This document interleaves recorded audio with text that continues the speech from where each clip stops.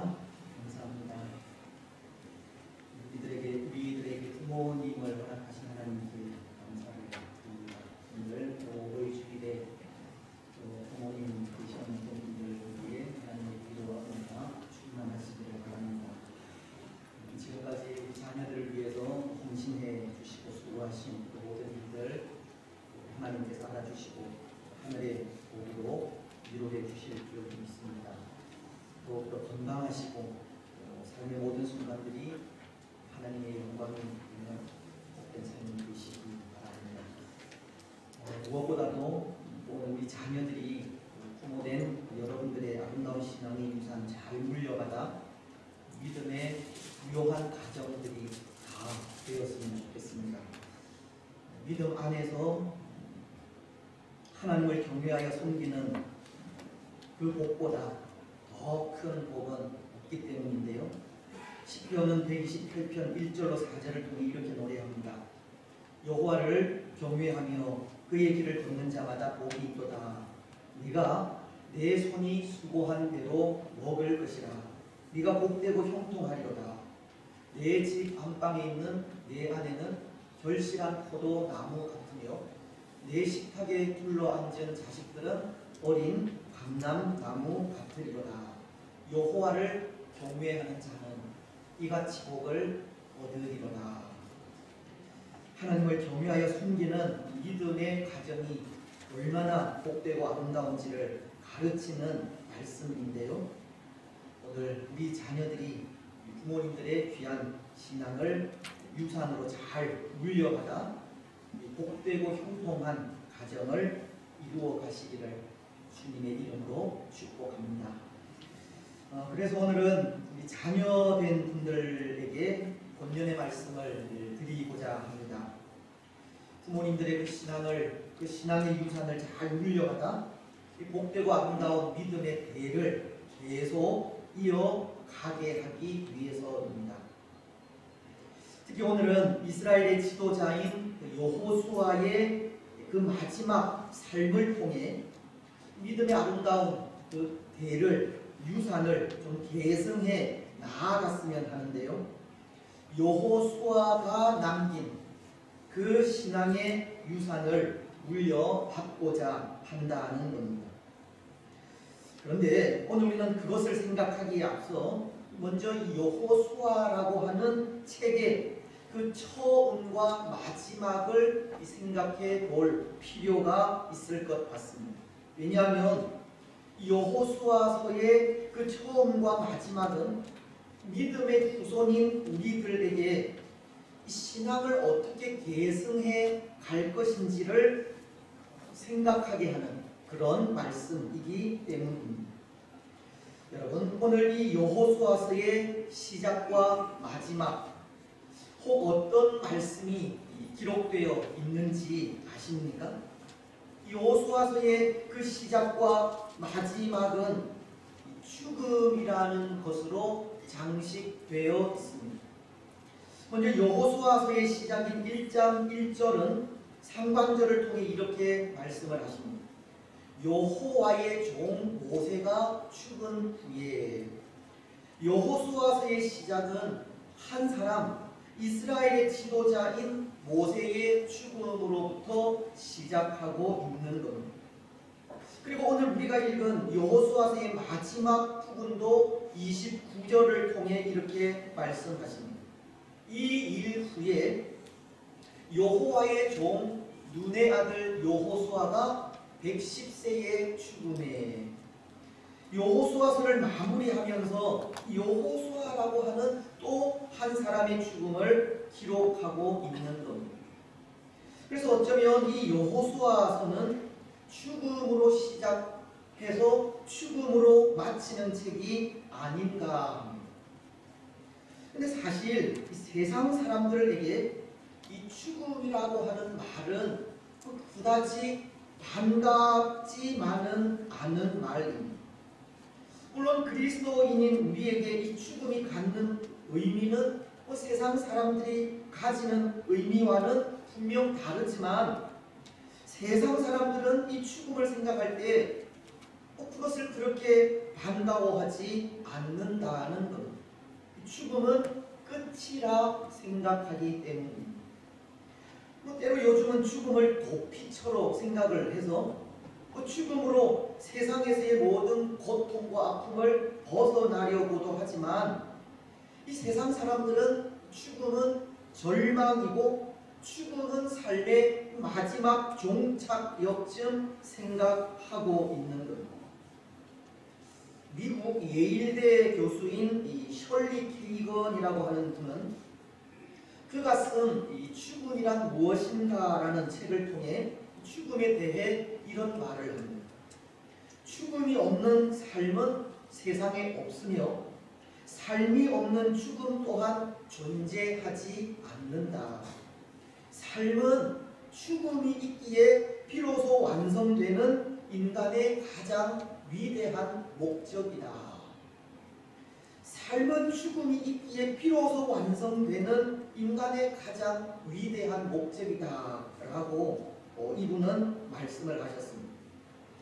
아마도 그는 이 죽음이라는 것을 통해 삶이 이런 것이다, 삶이 위대한 것이다 라는 것을 말하고 싶었던 것이 아닌가 생각하는데요. 근데 죽음을 통해 삶을 이야기한다는 것은 결국 죽음이 끝이라는 것을 말하는 겁니다. 죽음이 있기에 삶이 위대해질 수 있다는 말은 언뜻 우리가 말하는 죽음 이후에 있을 영원한 생명 때문에 지금 우리가 살아가는 삶에 충실할 수 있다는 뜻으로도 이해할 수 있지만 이 말은 죽음 이후에 있는 영생 때문이 아니라 죽음이라는 것 자체 때문에 삶이 위대하다는 것을 말하는 것으로 죽음은 끝이요, 죽음은 절망이며 죽음은 삶의 종착역이라는 것을 말하고 있는 겁니다. 그런데 여러분, 정말 그렇겠습니까? 정말 죽음은 끝이고 죽음은 절망이며 죽음은 삶의 종착역쯤 되는 것이겠습니까? 그래서 이 여호수아서도 죽음으로 시작해서 죽음으로 마친다고 여호수아서를 통해 아무런 유익도 아무런 교훈도 얻지 못하겠습니까? 죽음으로 시작하여 죽음으로 마친 여호수아 시대는 정말 아무런 소망이 없던 절망의 시대였겠습니까? 아닙니다. 결코 아닙니다. 비록 여호수아서는 죽음으로 시작하여 죽음으로 마치는 책이기는 하지만 이 여호수아서에는 죽음으로 이루어진 하나님의 나라가 있는 겁니다. 모세라는 지도자의 죽음을 통해서는 가나안이라는 땅을 차지하게 되었고 여호수아라는 지도자의 죽음을 통해서는 가나안 땅에서 완성된 하나님의 나라를 이룰 수 있었기 때문입니다. 이들의 죽음을 통해서 이루어진 나라가 하나님의 나라였다는 겁니다. 다시 말씀을 드리면 오늘 믿음의 후손인 우리들이 계승해야 할 신앙의 유산은 바로 이 죽음으로 이루어진다는 것을 가르치고 있는 겁니다. 오늘 우리가 죽지 않으면 우리 선배들의 아름다운 신앙을 유산으로 물려받지 못한다는 것을 말하고 있다는 겁니다. 사도 바울은 그런 고백을 하지 않았습니까? 나는 날마다 죽노라는 고백입니다. 고린도전서 15장 31절이 말씀하시는데요. 형제들아, 내가 그리스도 예수 우리 주 안에서 가진 바 너희에 대한 나의 자랑을 두고 단언하노니 나는 날마다 죽노라. 바울은 날마다 죽는다는 고백을 하였습니다. 그런데 여기 죽는다고 하는 이 말의 의미가 무엇이겠습니까? 영적인 죽음을 의미하는 것이겠습니까? 아니면 육적인 죽음을 의미하는 것이겠습니까? 이 죽음은 여호수아가 죽은 것처럼 모세가 죽은 것처럼 육신적인 죽음을 말하는 겁니다. 세상 사람들이 끝이라 생각하는 그 죽음을 말한다는 겁니다. 그래서 여기에 사용된 죽음이라는 단어도 헬라어로 드네스코라고 하는 단어로 육체적인 죽음을 의미하고 있는 겁니다. 사도 바울이 날마다 죽는다고 한 고백은 마치 이 육체의 죽음과도 같이 자신의 생각과 의지, 육신적인 욕망이 나타나지 않도록 철저하게 자기 자신을 죽이는 그런 모습을 말한다는 것입니다.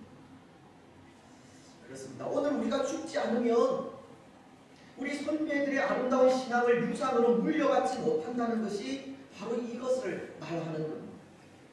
자기 생각에 옳은 대로 살아가는 오늘 이 시대에 우리 자신을 하나님 앞에 온전히 쳐서 복종시키지 않으면, 그런 죽음이 없다면 믿음의 선배들의 신앙을 본받지 못한다는 겁니다. 오늘 하나님의 나라를 세워가는 우리가 우리의 주장이나 우리의 생각을 고집하며 나아간다면 그곳에 하나님의 나라가 세워지지 않는다는 겁니다. 모세도 여호수아도 죽음으로써 하나님의 나라를 세워갔듯이 오늘 우리도 죽어야 신앙의 본을 본받을 수 있고 죽어야 하나님의 온전한 나라를 세워갈 수 있는 겁니다. 마치도 이 땅에 떨어져 죽는 한 알의 밀알과도 같이 땅에 떨어져 죽어야 수많은 열매를 맺을 수 있게 되는 겁니다. 예수님은 요한복음 12장 24절을 통해 이렇게 말씀을 하셨습니다. 내가 진실로 진실로 너희에게 이르노니 한 알의 밀이 땅에 떨어져 죽지 아니하면 한 알 그대로 있고 죽으면 많은 열매를 맺느니라. 그래서 말씀과도 같이 예수님이 한 알의 밀알이 되셔서 십자가에서 죽는 죽음을 통해 수많은 사람들에게 영원한 생명을 주셨듯이 오늘 우리도 이 죽음 없이는, 완전히 죽는 죽음 없이는 신앙의 선배들의 그 아름다운 신앙의 유산을 본받을 수도 하나님의 참된 나라도 세워갈 수 없는 겁니다. 사랑하는 여러분, 오늘 우리는 땅에 떨어져 죽어야 열매를 맺는 한 알의 밀알이 되시기 바랍니다. 우리의 생각과 의지, 세상적인 욕심과 정을 십자가에 못 박으시기 바랍니다.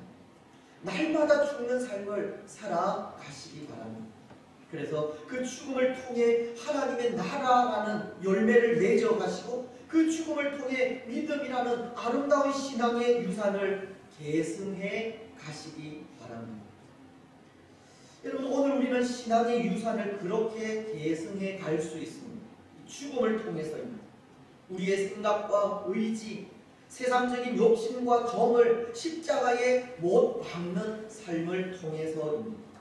하나의 밀알이 되어 땅에 떨어져 죽는 죽음을 통해 믿음의 대를 계속 이어갈 수 있다는 겁니다. 그런 의미에서 오늘 여호수아도 마찬가지인데요. 그도 죽음을 통해 모세가 남긴 신앙의 유산을 물려받았고 또 죽음을 통해 그 신앙을 후손들에게 물려주려 하고 있기 때문입니다. 오늘 우리는 여호수아가 죽음을 통해 물려받고 또 죽음을 통해 물려주려 한 그 신앙이 무엇인지를 생각하려고 한다는 것입니다. 아마도 본문을 통해 여호수아는 그가 물려주려 한 것은 이 두 가지가 아닌가 생각합니다. 먼저 그 하나는 그가 살아간 이 삶을 통해서입니다. 오늘 우리는 여호수아가 살다간 삶을 통해 신앙의 보온을 본받을 수 있다는 겁니다. 오늘 29절 상반절은 이런 말씀을 하고 있는데요. 이 일 후에 라는 말씀입니다. 근데 이 일은 다른 일이 아니라 여호수아가 그의 죽음을 앞에 두고 이스라엘 백성들을 불러 마지막 고별 설교를 한 이후를 말하는 겁니다. 그때 여호수아는 그런 설교를 하지 않았습니까? 오직 여호와만을 섬기라고 하는 설교입니다. 여호수아서 24장 14절로 15절은 이렇게 말씀하십니다. 그러므로 이제는 여호와를 경외하며 온전함과 진실함으로 그를 섬기라. 너희의 조상들이 강 저쪽과 애굽에서 섬기는 신들을 치워버리고 여호와만 섬기라. 만일 여호와를 섬기는 것이 너희에게 좋지 않게 보이거든 너희 조상들이 강 저쪽에서 섬기던 신들이든지 또는 너희가 거주하는 땅에 있는 아모리 족속의 신들이든지 너희가 섬길 자를 오늘날 택하라. 오직 나와 내 집은 여호와를 섬기겠노라. 여호수아는 죽음을 앞에 두고 그의 백성들에게 전한 이 고별 설교를 통해 오직 여호와 하나님만을 섬기라는 말씀을 선포하게 된 겁니다. 그리고는 여호수아 역시도 결단하고 고백한 것이 오직 나와 내 집은 여호와만을 섬기겠다고 하는 고백입니다. 그런데 여러분, 사실 여호수아는 그의 이 고백을 통해서 말하고 싶은 것이 있었습니다. 그것은 신실하신 하나님에 대해서입니다. 약속의 변함없으신 하나님에 대해서입니다. 왜냐하면 신실하신 하나님, 약속의 변함없으신 하나님을 믿는 믿음이 미래를 보장하기 때문입니다. 신실하신 하나님에 대한 온전한 믿음이 하나님의 선하신 인도를 받는 길이기 때문입니다. 여호수아는 자신이 신실하신 하나님의 인도를 받았고 신실하신 하나님의 인도로 인해서 애굽에서 나와서 가나안이라고 하는 젖과 꿀이 흐르는 땅을 얻을 수 있었기 때문에 그렇게 신실하신 하나님, 약속하신 그대로 이루시는 하나님을 의지하며 살 때 미래의 삶, 이스라엘의 미래도 보장된다는 것을 알았던 거예요. 그래서 신실하신 하나님을 변함없이 섬기며 살 것을 말하고 싶었던 거예요.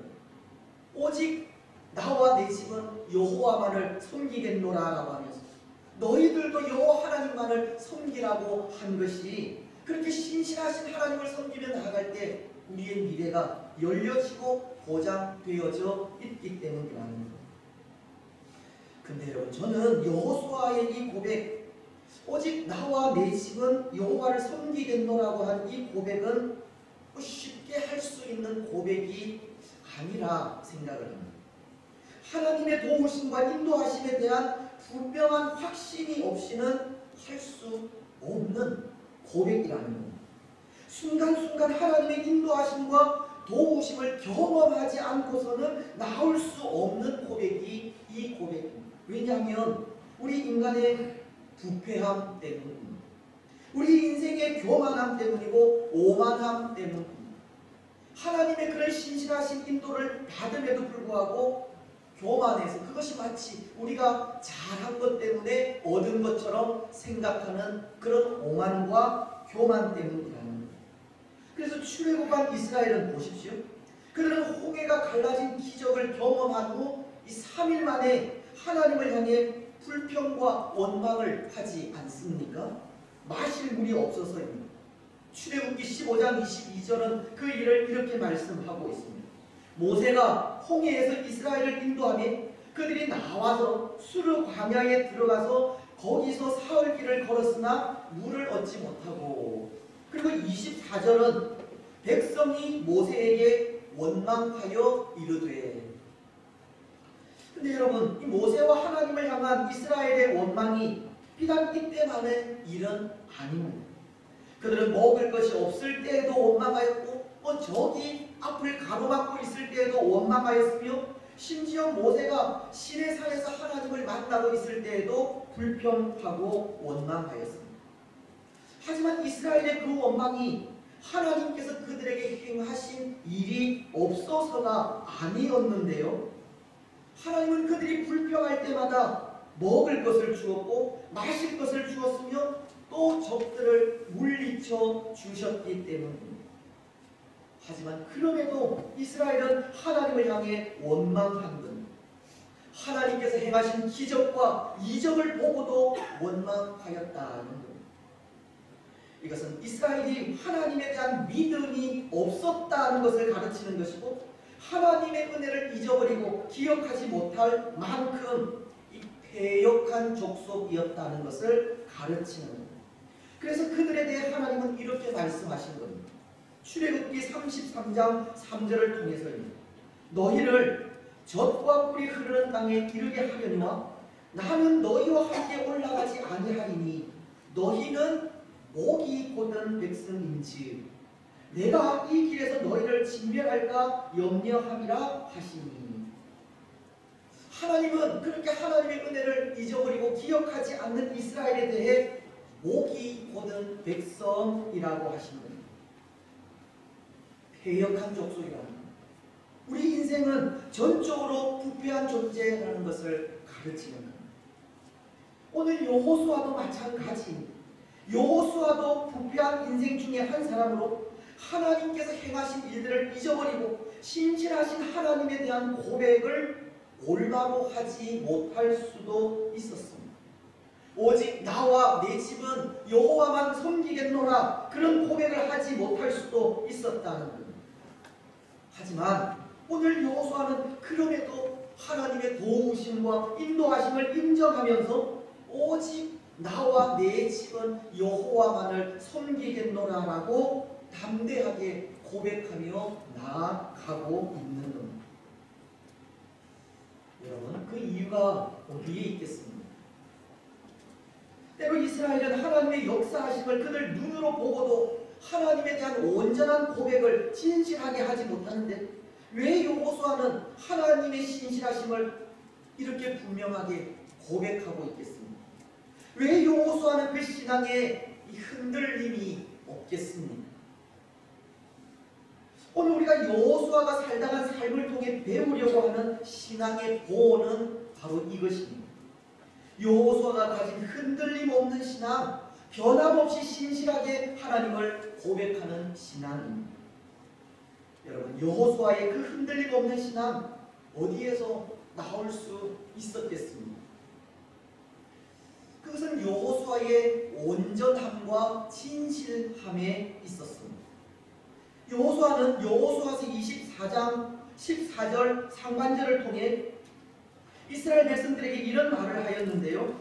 그러므로 이제는 여호와를 경외하며 온전함과 진실함으로 그를 섬기라.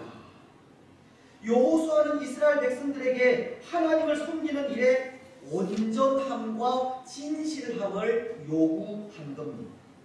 이것은 여호수아 역시 온전함과 진실함으로 하나님을 섬긴다는 것으로 이 온전함과 진실함이 흔들림 없는 신앙을 가지게 한다는 것을 말하는 겁니다. 그래서 여기 온전함이라는 것은 삶에 있어서는 성실한 모습을 이야기하고 또 윤리적으로는 정직한 것을 말하는 것이고,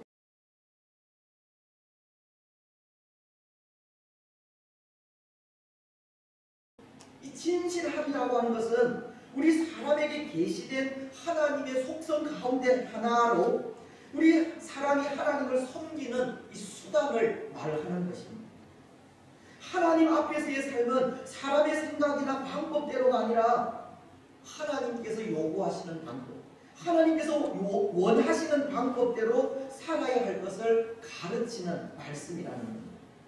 하나님 앞에서 살아가는 우리의 마음이 거짓 없는 진실한 마음, 또 온전하고 성실하며 정직한 마음이 되어야 한다는 겁니다. 여호수아는 하나님 앞에 거짓 없는 진실한 모습으로 서게 되었고 온전하고 성실하며 정직한 모습으로 살아갔다는 겁니다. 비록 우리 인생은 부패한 존재이지만 하나님께서 요구하시는 이런 모습으로 나아갈 때 흔들림 없는 신앙의 삶을 살게 된다는 겁니다. 여러분, 그렇다면 오늘 우리는 어떻습니까? 사실 오늘 우리도 참으로 부패한 존재인데요. 칼빈이 그의 교리를 통해 인간의 전적 부패를 이야기했듯이 우리는 전적으로 부패한 존재입니다. 이스라엘 백성들이 그들 가운데 역사하시는 하나님을 보고도 믿지 못하고 인도하시는 하나님의 손길에도 온전히 하나님을 의뢰하지 못하였듯이 오늘 우리도 그런 존재라는 겁니다. 작은 일들 앞에 너무 쉽게 낙심하고 낭망하는 자들이 오늘 우리들입니다. 오늘 우리도 부패하고 이 목이 곧은 백성이라는 겁니다. 근데 이런 우리가 어떻게 흔들림 없이 하나님을 섬기며 나아갈 수 있느냐는 겁니다. 어떻게 하나님이 기뻐하시는 삶을 살아갈 수 있겠느냐는 겁니다. 오늘 여호수아가 그의 백성들에게 이 성실함과 진실함을 요구하고 있듯이 우리 역시도 이 성실함과 진실함을 통하지 않고서는 그런 삶을 살아갈 수 없는 겁니다. 온전함과 진실함을 통해서만 우리의 이 믿음을 변함없이 지켜갈 수 있는 겁니다. 모르겠습니다. 어떤 면에서 오늘 우리 믿음의 부모님들이 지금까지 이런 삶을 살아오시지 않았나 생각합니다. 오늘까지 살아오신 그 삶이 결코 쉽지만은 않은 삶이었겠지만 그럼에도 하나님 앞에서 온전하고 진실하게 살아오셨고 그 삶을 통해 지금까지 흔들림 없는 믿음을 지켜오시지 않았나 생각합니다. 하나님 앞에서 온전함과 진실함으로 살아오신 그 삶을 통해 오늘 우리가 믿음의 부요함을 누리고 있는 것. 그래서 그런 의미에서 우리 부모님들께 감사의 마음을 전하지 않을 수가 없습니다. 사랑하는 여러분, 오늘 우리는 온갖 시련 속에서도 이 온전함과 진실함으로 살아오셔서 우리에게 귀한 믿음의 유산을 물려주신 우리 부모님들께 더욱 감사하며 나아가시기 바랍니다. 그리고 부모님들처럼 우리 역시도 하나님 앞에 온전함과 진실함으로 살아가시기 바랍니다. 때로 우리는 전적으로 부패한 인생인지라 진실하기가 어렵고 성실하기가 쉽지 않으며 정직하기가 참 힘들지만 우리 자신을 항상 말씀에 쳐서 복종시키고 전적으로 성령 하나님을 의지하면서 성실함과 진실함과 정직함을 회복해 가시기를 바랍니다. 온전함과 진실함으로 변함없이 우리의 신앙을 지켜 가시기 바랍니다. 그래서 오늘 여호수아가 오직 나와 내 집은 여호와를 섬기겠노라고 흔들림 없이 고백하고 있는 것처럼 우리 역시도 흔들림 없이 여호와만 섬기는 복된 성도들이 되시기를 바랍니다.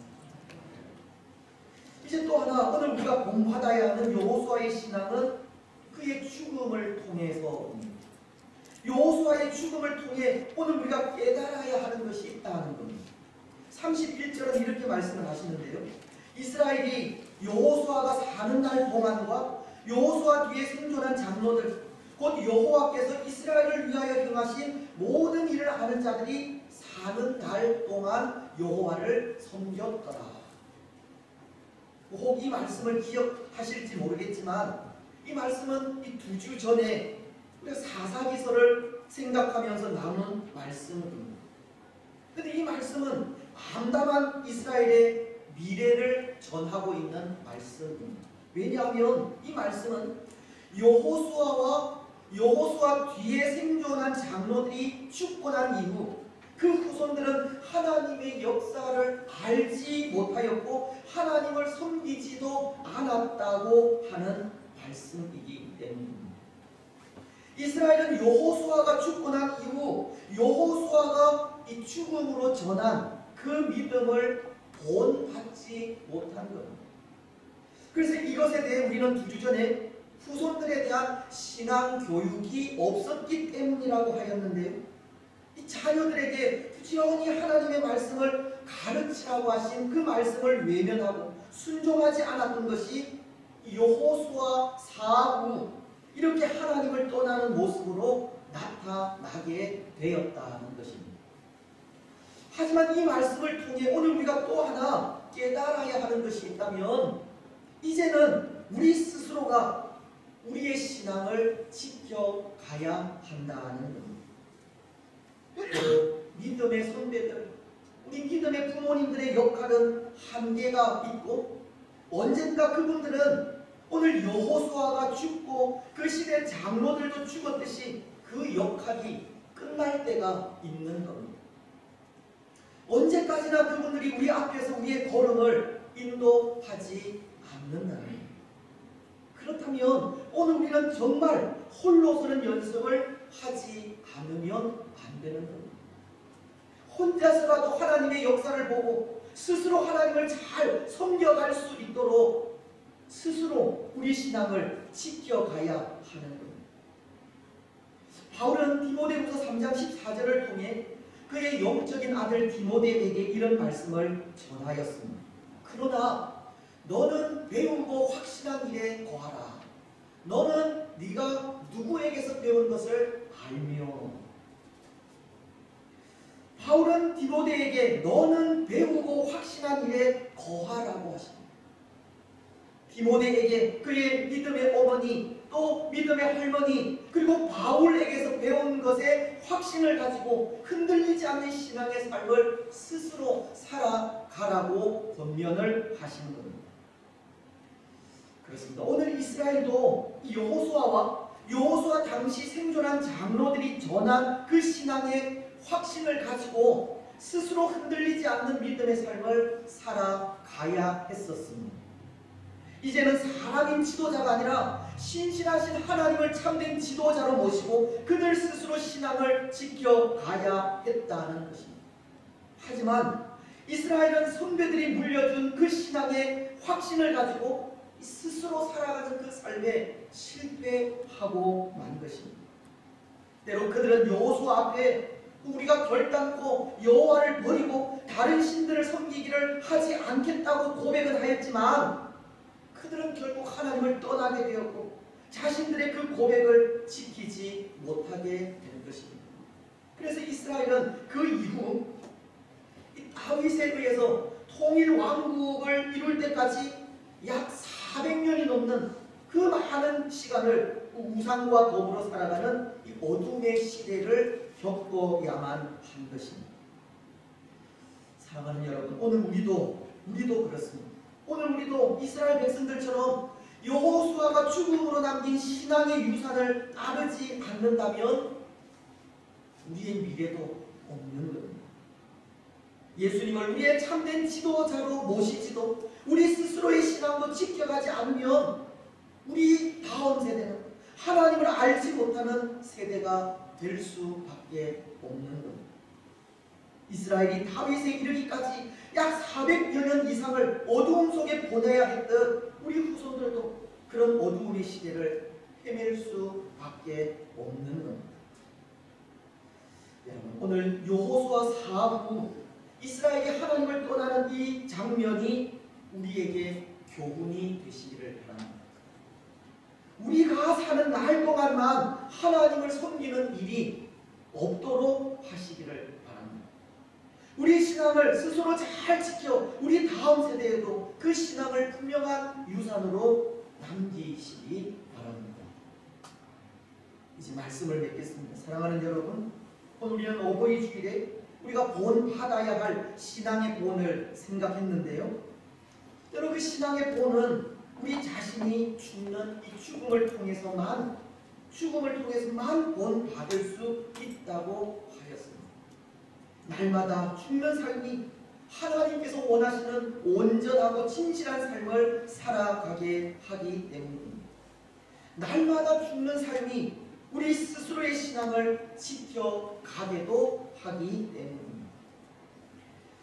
여러분, 오늘 우리는 날마다 죽는 삶을 통해 신앙의 본을 잘 지켜가시기 바랍니다. 하나님 앞에 항상 온전함과 진실함으로 나아가시고 우리 스스로 우리 신앙을 잘 지켜가시기 바랍니다. 그래서 그 삶을 통해 변함없이 여호와 하나님만을 섬기며 나아가는 복된 성도들이 되시기를 주님의 이름으로